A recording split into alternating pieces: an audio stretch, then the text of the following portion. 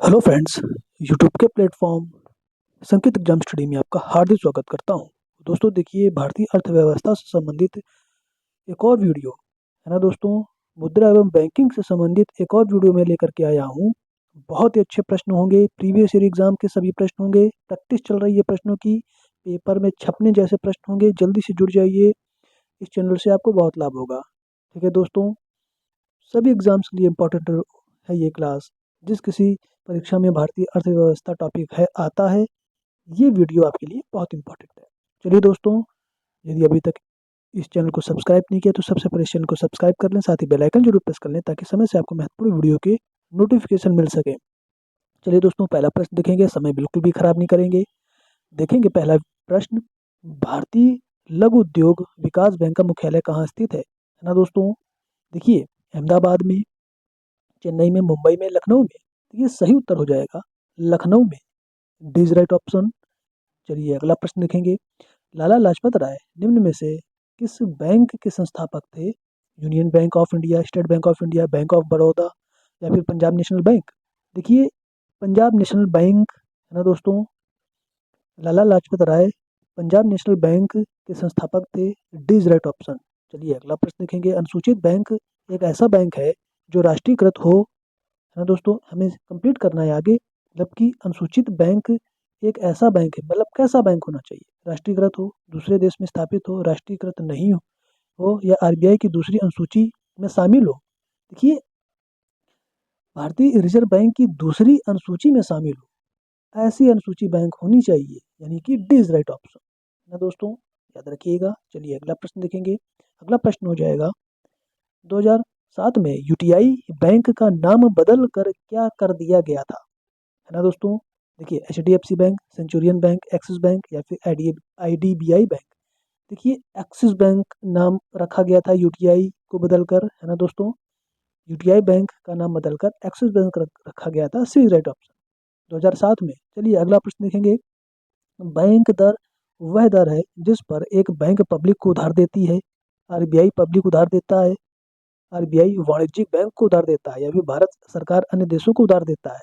देखिए, बैंक दर वह दर है जिस पर आरबीआई वाणिज्यिक बैंकों को उधार देती है ना दोस्तों। सी इज राइट ऑप्शन।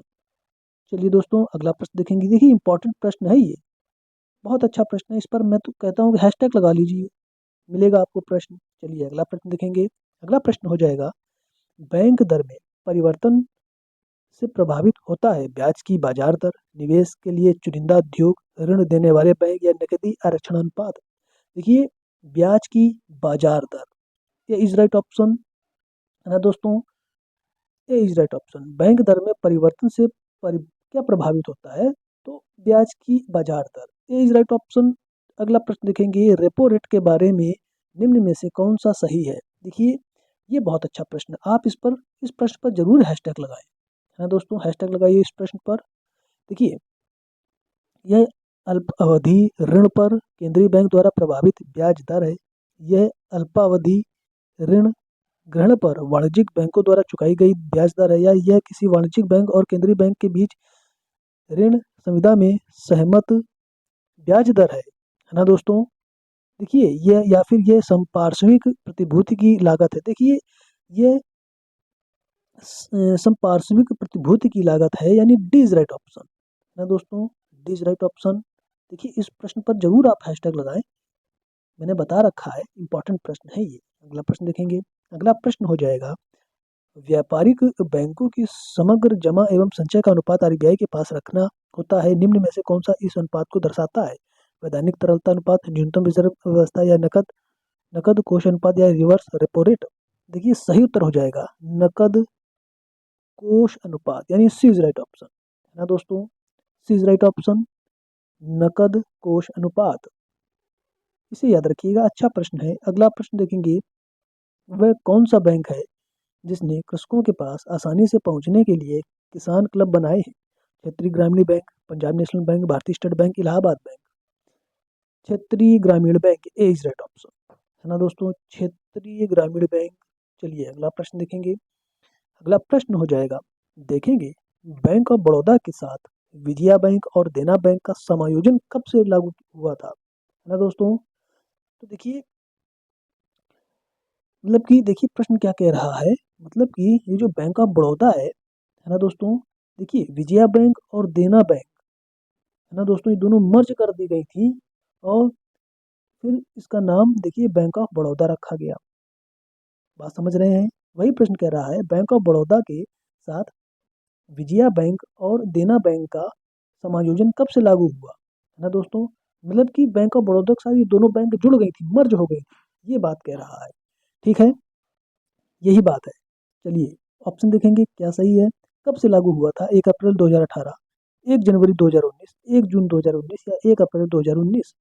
देखिए सही उत्तर हो जाएगा 1 अप्रैल 2019, यानी डी इज राइट ऑप्शन। चलिए अगला प्रश्न देखेंगे। भारत में कौन मुद्रा की पूर्ति करता है? आरबीआई, एसबीआई, नाबार्ड या व्यापारिक बैंक? देखिए मुद्रा की पूर्ति देखिए कौन करता है? Reserve bank of India, RBI. A is right option. चलिए अगला प्रश्न देखेंगे। अगला प्रश्न हो जाएगा भारतीय रिजर्व बैंक के द्वारा नकद कोष अनुपात में कमी की जाती है तो इसका साख सृजन पर क्या प्रभाव होगा? वृद्धि होगी, कमी होगी, कोई प्रभाव नहीं होगा, कोई अन्य नहीं। मतलब कि देखिए क्या प्रभाव होगा? देखिए वृद्धि होगी ना, ए इज राइट ऑप्शन है दोस्तों। साख सृजन पर वृद्धि होगी, ए इज राइट ऑप्शन। अगला प्रश्न देखेंगे। 1969 में कितने बैंकों का राष्ट्रीयकरण किया गया था? देखिए 12, 13, 14 या 15। भाई देखिए 14 बैंकों का राष्ट्रीयकरण किया गया था, याद रखिएगा। चलिए अगला प्रश्न देखेंगे। अगला प्रश्न हो जाएगा भारत में मौद्रिक नीति कौन बनाता है? केंद्रीय सरकार, भारतीय रिजर्व बैंक, भारत का औद्योगिक विकास निगम, भारत का औद्योगिक वित्त विभाग।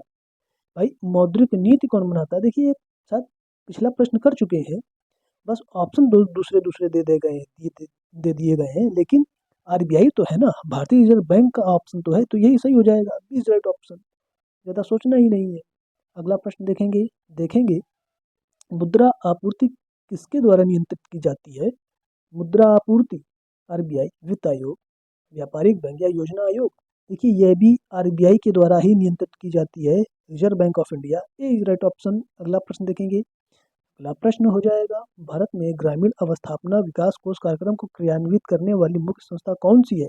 आरबीआई, एसबीआई, नाबार्ड, राज्य सहकारी बैंक। भाई देखिए अब क्या कह रहा है, भारत में ग्रामीण अवस्थापना विकास कोष कार्यक्रम को क्रियान्वित करने वाली मुख्य संस्था है दोस्तों, देखिए नाबार्ड।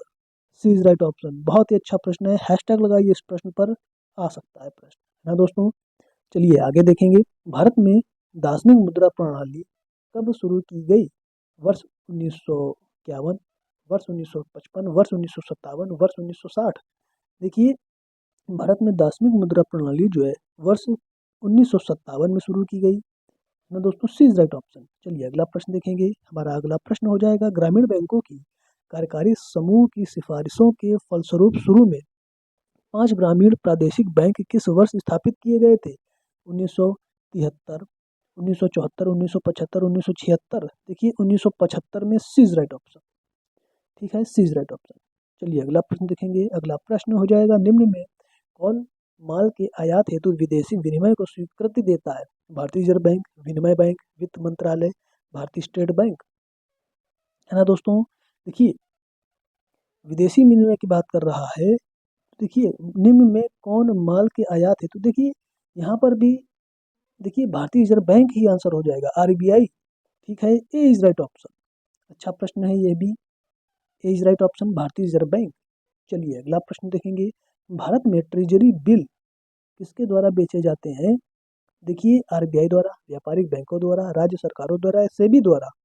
देखिए सेबी भी एक बैंक है, तो देखिए सही उत्तर हो जाएगा यहाँ पर दोस्तों आरबीआई द्वारा, है ना दोस्तों। ए इज राइट ऑप्शन, आरबीआई द्वारा। भारत में ट्रेजरी बिल जो है आरबीआई द्वारा बेचे जाते हैं, आप इसे भी याद रखिएगा। देखिए ये मैंने इस वीडियो में इतने प्रश्न कराए, और भी 2 वीडियो 3 वीडियो मिलेंगे आपको इस टॉपिक से, आप जरूर देखिएगा इन सभी। देखिए कितनी छोटी सी वीडियो रहती है, 15 से 20 क्वेश्चन की वीडियो रहती है, और बहुत छोटी सी वीडियो है, आप एक बार और देख लीजिए, आपको ऐसे ही प्रश्न याद हो जाएंगे। ठीक है दोस्तों, आपको परीक्षा में छपे छपे हुए मिलेंगे ये प्रश्न, पेपर में छपने वाले प्रश्न होंगे, रिपीटेड क्वेश्चन है, जरूर यहाँ से मिलेंगे आपको प्रश्न आपकी आने वाली परीक्षाओं में, जिस किसी भी परीक्षा में ये टॉपिक पूछा जाता है अर्थव्यवस्था, इंडियन इकोनॉमी, वहाँ पर इस वीडियो से मैं जो करा रहा हूँ यहाँ से प्रश्न जरूर मिलेंगे। ठीक है दोस्तों, विश्वास रखिए, थोड़ी सी प्रैक्टिस ज़्यादा करिए, तभी आपको सफलता मिलेगी, है ना दोस्तों, और सफलता ज़रूर मिलेगी। ईमानदारी से आप जुड़िए मेरे चैनल से, प्रश्नों की प्रैक्टिस करिए। ठीक है, ठीक है दोस्तों, वीडियो को समाप्त करते हैं। ऐसे ही अगले बेहतरीन वीडियो के साथ मिलते हैं, तब तक के लिए नमस्कार, जय हिंद, जय भारत, वंदे मातरम।